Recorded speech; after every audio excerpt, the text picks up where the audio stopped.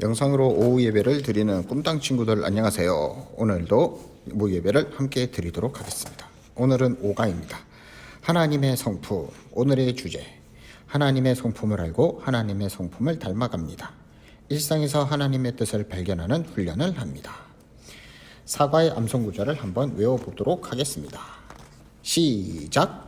내가 하나님의 아들의 이름을 믿는 너희에게 이것을 쓰는 것은 너희로 하여금 너희에게 영생이 있음을 알게 하려 함이라. 요한일서 5장 13절 말씀입니다. 함께 이야기를 나눠요. 지난주에 구원의 확신을 배운 뒤 달라진 부분이 있나요? 나에게 하나님은 어떤 분인가요? 하나님 하면 떠오르는 것을 적어볼까요? 친구들, 영상을 잠시 멈추고 잠시 적어보는 시간을 갖도록 하겠습니다. 시작! 자, 성경에는 하나님이 어떤 분이라고 쓰여 있나요? 하나님께만 있는 성품이 있어요. 하나님은 세상을 창조하시고 다스리시는 분이에요. 하나님이 하늘과 땅을 창조하셨어요. 창세기 1장 1절에 태초에 하나님이 천지를 창조하시니라. 하나님이 사람을 지으셨어요. 창세기 1장 27절 하나님이 자기 형상 곧 하나님의 형상대로 사람을 창조하시되 남자와 여자를 창조하시고. 목사님도 어렸을 때 궁금한 게 많았어요. 나는 어떻게 태어났을까? 지구는 어떻게 생겨났을까? 지구상에 존재하는 생명체들은 어떻게 생겨난 것일까? 궁금증을 어디에서 풀 수 있었냐면 바로 창세기 1장이었어요. 거기에 다 기록되어 있었어요. 태초에 하나님이 천지를 창조하셨어요. 첫째 날에 빛을 만드셨고, 둘째 날에 하늘을 만드셨고, 셋째 날에는 육지와 식물 그리고 바다를 만드셨어요. 넷째 날에는 해와 달과 별을 만드셨고, 다섯째 날에는 하늘에 사는 동물 그리고 조류, 바다에 사는 생물, 어류 등을 만드셨어요. 여섯째 날에는 육지에 사는 동물 그리고 사람을 만드셨어요. 그리고 일곱째 날에는 창조하신 모든 것에 복을 주시고 안식하셨어요. 하나님은 세상의 모든 것을 다스리고 계세요. 역대상 29장 11절에 여호와여, 위대하심과 권능과 영광과 승리와 위엄이 다 주께 속하였사오니 천지에 있는 것이 다 주의 것이로소이다. 여호와여, 주권도 주께 속하였사오니 주는 높으사 만물의 머리이심이니이다 라고 말씀하고 있어요. 요한복음 4장 24절에 보면 하나님은 영이시라고 기록되어 있어요. 이 말은 하나님은 우리 눈에 보이지 않지만 영광스럽고 거룩하신 분이라는 뜻이에요. 세상을 창조하신 하나님은 눈에 보이지 않으시지만은 세상의 모든 것을 지금도 다스리고 계시고 있어요. 생각하기. 하나님이 세상의 모든 것을 다스리고 계신다는 사실을 생각할 때 우리는 어떤 자세로 살아야 할까요? 한번 생각하는 시간 가졌으면 좋겠습니다. 하나님은 영원하세요. 시편 102편 27절 주는 한결 같으시고 주의 연대는 무궁하시리라. 주님은 처음부터 끝까지 변함없이 똑같은 분이세요. 야고보서 1장 17절 온갖 좋은 은사와 온전한 식물이 다 위로부터 빛들의 아버지께로부터 내려오나니 그는 변함도 없으시고 회전하는 그림자도 없으시리라 라고 이야기를 해요. 하나님이 존재하지 않았던 때는 결코 없어요. 하나님은 시작도 끝도 없으신 분이기 때문이에요. 그리고 시간의 제약을 받지 않으세요. 하나님은 항상 살아 계셔서 현재처럼 분명하게 우리와 우리의 과거, 현재, 미래를 보고 계시는 분이세요. 하나님은 전지전능하세요. 전지전능하다라는 말은 어떠한 사물이라도 잘 알고 모든 일을 다 할 수 있다라는 뜻이에요. 하나님은 그런 분이세요. 요한일서 3장 20절 이는 우리 마음이 혹 우리를 책망할 일이 있어도 하나님은 우리 마음보다 크시고 모든 것을 아시기 때문이라 라고 말씀해요.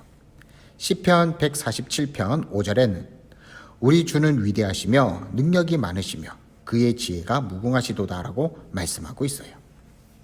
어느 날 누리에게 비밀이 생겼어요. 책상의 첫 번째 서랍에 작은 피규어 장난감을 넣어두었어요.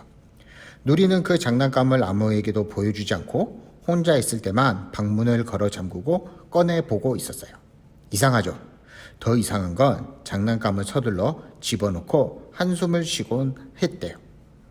누리가 학교에서 돌아오자 엄마가 부르셨어요. 누리야, 이리 좀 와볼래? 누리는 엄마가 피규어 장난감을 들고 계신 걸 보고 깜짝 놀랐어요. 엄마, 그게 왜 엄마한테 있어요? 이리 주세요. 하며 엄마 손에서 장난감을 뺏어들었어요. 뭔가 이상하다고 생각한 엄마가 말씀해요. 누리야, 그 장난감 네 거니? 아니요. 친구가 빌려준 거예요. 엄마는 계속 물었어요. 친구 누구?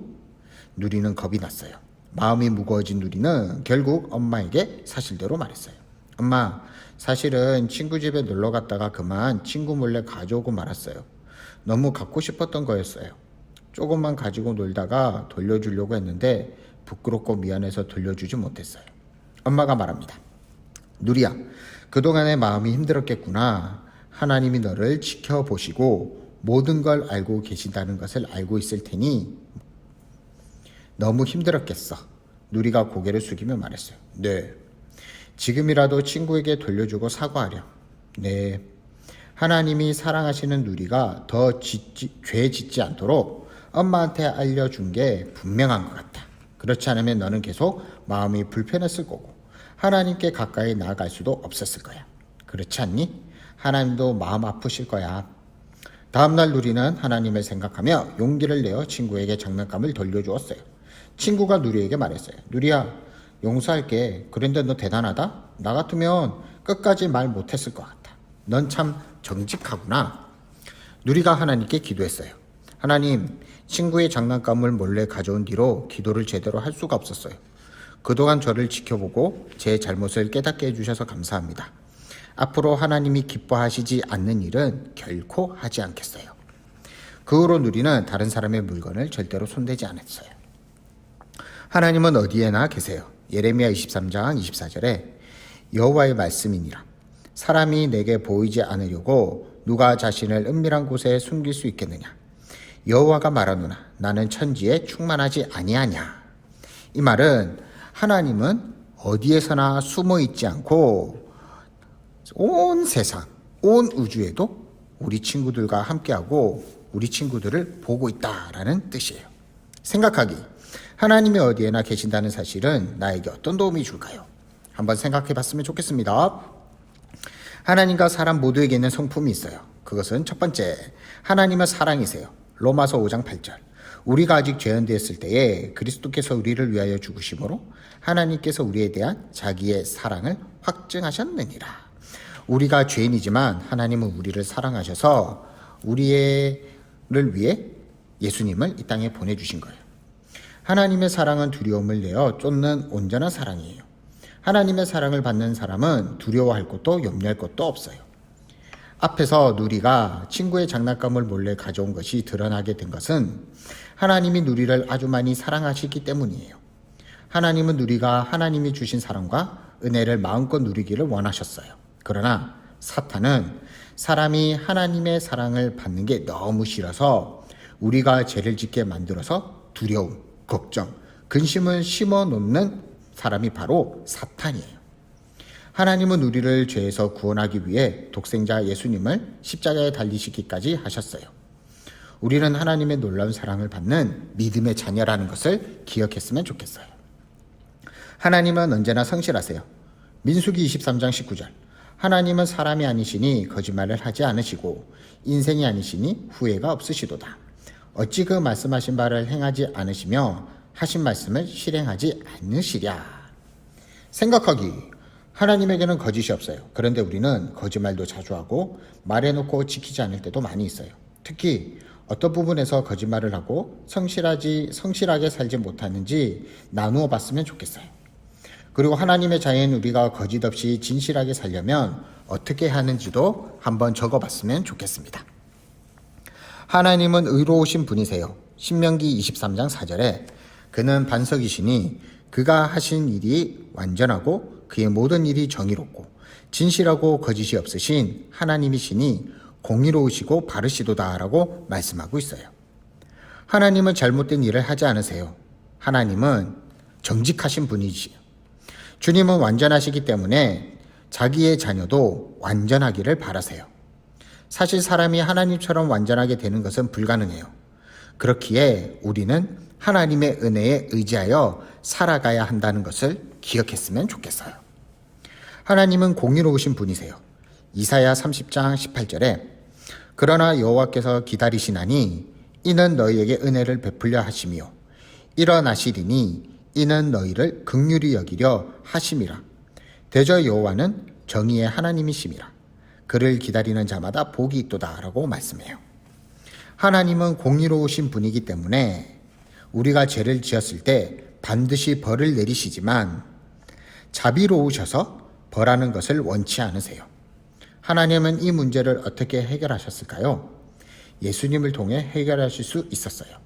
하나님의 아들 예수님에게 십자가를 지게 하심으로써 우리의 죄를 해결해 주신 거예요. 생각하기. 지금까지 하나님은 어떤 분으로 생각해 왔나요? 한번 적어보고요.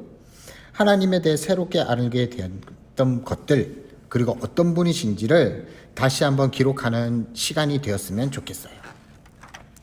오가의 암송입니다. 여호와여, 위대하신가 권능과 영광과 승리와 위엄이 다 주께 속하였사오니 천지에 있는 것이 다 주의 것이로소이다. 여호와여, 주권도 주께 속하였사오니 주는 높으사 만물의 머리이심이니이다. 역대상 29장 11절 말씀입니다. 오늘은 하나님의 성품에 대해 배웠습니다. 하나님의 성품에 대해, 하나님만 가지고 있는 성품, 그리고 하나님과 우리가 가지고 있는 성품, 그런 것들이 다 있어요. 이번 한 주 하나님의 성품에 대해서 한번 생각하고 하나님과 함께하는 우리 꿈땅 친구들이 되었으면 좋겠습니다. 기도하도록 하겠습니다. 하나님 아버지 감사합니다. 오늘은 하나님의 성품에 대해서 함께 나누었습니다. 하나님만 가진 성품을 알게 되었고, 그리고 하나님과 우리가 같은 성품이 있다는 것도 알게 되었습니다. 무엇보다도 하나님은 우리와 함께 계신다는 것을 알고 힘이 된다는 것도 너무나도 좋습니다. 꿈땅 친구들과 함께 하시는 하나님이 의로우시고 공평하신 하나님이라는 것을 생각하고 그 하나님과 우리 친구들이 한 주간도 함께 할 수 있는 시간들 되게 하여 주시옵소서. 코로나로부터도 지켜주시고 다음 주에도 영상으로 함께 만나는 시간 되게 하여 주시옵소서. 감사하며 예수님의 이름으로 기도합니다. 아멘.